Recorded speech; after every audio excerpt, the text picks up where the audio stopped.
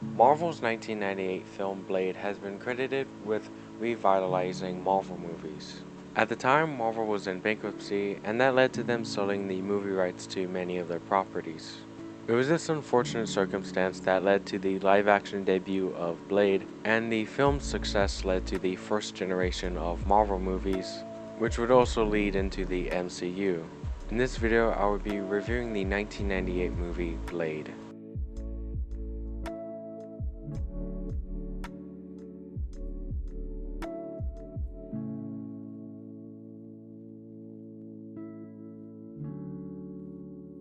Blade comes from something I mentioned in last week's video. In the early 1990s, Wesley Snipes was attached to a unmade Black Panther project. Despite the movie never fully being developed, Wesley and the studio would still be interested in bringing a black superhero to the screen. A quote from Wesley Snipes from an Entertainment Weekly article. It was kinda serendipitous, you know? We were talking about doing Black Panther, but that didn't come to be, and we never lost the appetite to play in that world, so Blade seemed like a pretty good replacement. Wesley has cited that a budget was one of the main factors working against the Black Panther project. Bringing Wakanda to life was expected to be expensive, so the studio was searching for a more street-level hero. A quote from screenwriter David S. Goyer from the same Entertainment Weekly conversation. I had heard that New Line wanted to make a lower-budget black superhero film. At the time, Marvel was in bankruptcy, and they'd already sold the rights to X-Men and Spider-Man and a few other things. I knew they were thinking about Luke Cage, Black Panther. The early 90s even had Tarantino interested in a Luke Cage film, but he would eventually leave that project to go develop Pulp Fiction. I feel that Blade was a good choice overall. He has that street-level element that can be financially manageable, but also has that supernatural element that can further appeal to different types of audiences. The character of Blade was created in 1973 by Marv Wolfman and Gene Colan. His birth name was Eric Brooks. His origin is actually pretty well adapted from the comics. His mother was bitten by vampire Deacon Frost while she was pregnant, and that mutated Blade into a daywalker who would grow up to hunt down murderous vampires. There is some controversy with the creative credit.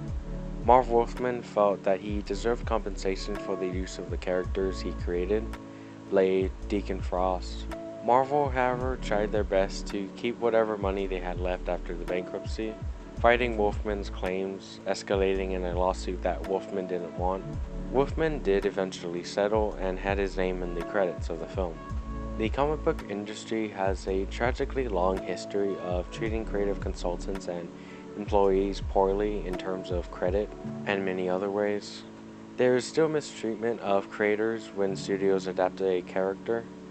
A recent case was creator of Winter Soldier Ed Brubaker being mistreated by Marvel Studios. Marvel and other major comic book companies have massive legal protection that makes it very difficult for artists to pursue the matter. The mistreatment of comic book creators continues in many ways, and I can only really suggest raising awareness so that these creators know that they are supported and not alone.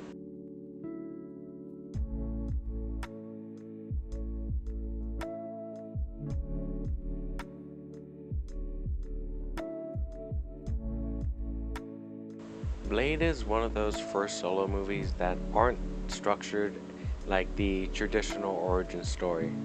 Many are influenced by Superman 78, with the origin being told in a linear manner. Blade, like Batman 89 or Teenage Mutant Ninja Turtles 1990, has the character already operated in this world.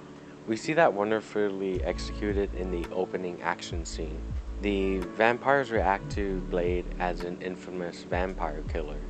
We then later get a monologue about Blade's origin that fills us in on the emotional motivation of the character. I like it because it doesn't waste any time, and it keeps the movie on a steady pace. The movie is a modernized vampire story. They do well with adapting the tone of a vampire story for the time of the late 90s. Many of those stories are of existentialism, connection to humanity, societal exclusion, individual isolation. Blade serves as a good protagonist that carries these themes. Even LA serves as a cold, gothic environment. As I mentioned, Blade is introduced as a cold-blooded vampire killer, fighting in a secret war with Abraham Whistler as his closest ally. Blade is currently after Deacon Frost, a vampire that was turned, so not considered a pure blood by the others on the Vampire Council. This makes him feel discriminated against by his own kind. He's meant to represent the new generation that are tired of existing in the shadows. He wants to hold the power that he feels entitled to. The Vampire Council is shown to be a secret cabal that has control and agents everywhere, making for well-written tension as it truly feels that Blade is working against the world. Hematologist Dr. Karen Jensen is caught up in this secret war, getting bitten by one of Frost's vampires. Blade is a hopeless crusader. He doesn't believe in a cure.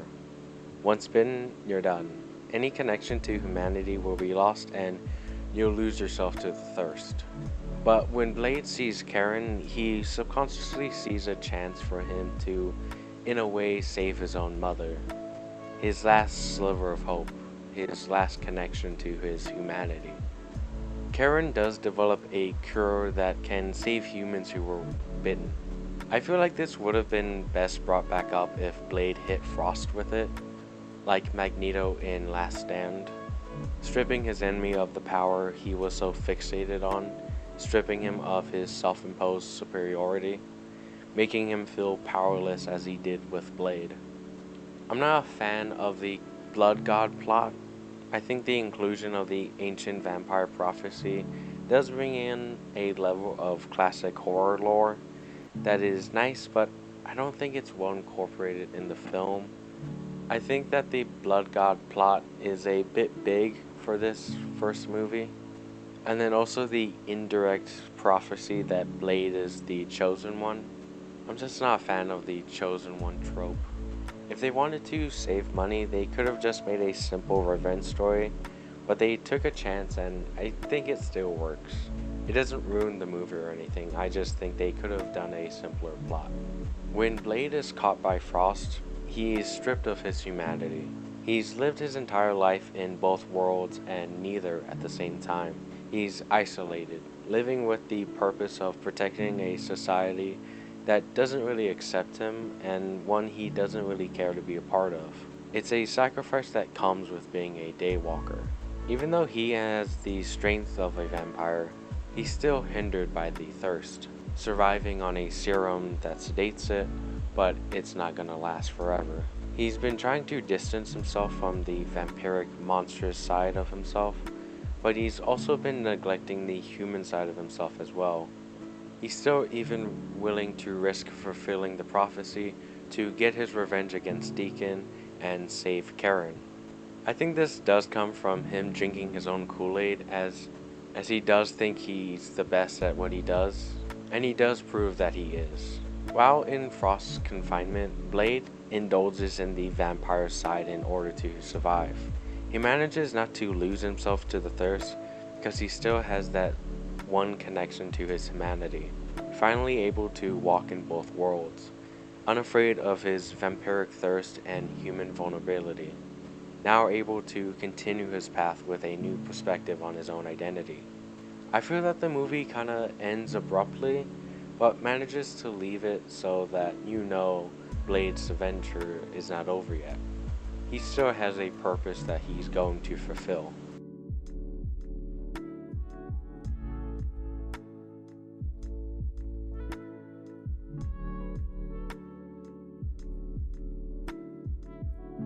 A lot of the performances in the movie were kinda understated. Most of the characteristics are kinda put up on Front Street. You know what kind of purpose each character is going to serve by their portrayal. It makes it kinda easy to follow each of their arcs that way, which each character's ending concluding in a very satisfying way. Snipes had many Eastern influences in his adaptation of Blade. He was also very influenced by black media and brought that to his portrayal of the character. We don't get many comic book characters of color adapted to film. It's always a pleasure to see when an actor brings that part of the character with them on screen. I think Goyer did an okay job with the writing, and Wesley really delivered on the performance of the lone, isolated protagonist. I wish that Blade wore some civilian clothing, but the fact that he wears his full gear even during the day just shows how distant he is from the rest of humanity. Nabrusi writes Karen Jensen is forced to adapt to the cruel hidden world of vampires while still keeping her hope of a cure alive. Her and Blade are struggling to keep hold of their humanity. I think that's a good foundation for their bond. Chris Christopherson's Whistler is a realist, bordering cynic. He's the main voice behind the belief to kill whoever is bitten immediately, even himself. Stephen Dorff's Deacon Frost is very unlike the comics. In the comics, he's much more like the vampire council member who gets murdered. They do modernize the character, influenced a bit by Joel Schumacher's Lost Boys. He and his underling vampires are very lustful, overindulgent, sexually liberated, and egotistically obsessed with themselves, keeping in line with the common depiction of vampires in media, just advancing it again for the late 90s.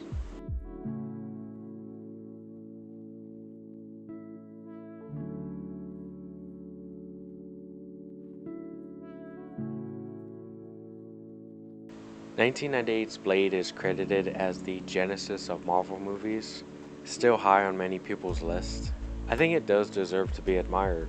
Even if it's a classic 90s type of movie, it still holds up on its own. It takes itself seriously while still having fun with it. A few years ago, Marvel Studios announced that Mahershala Ali and them are developing a Blade movie. I love the fact that Mahershala called them up about the project. It just shows that he's passionate about it, and he's already a great actor, so I'm eager to see what comes of it. Wesley Snipes has already voiced his support of the project. I'm glad he's open for a new generation to experience the daywalker story. Even though 1998's Blade still holds up, it will be interesting to see the character again.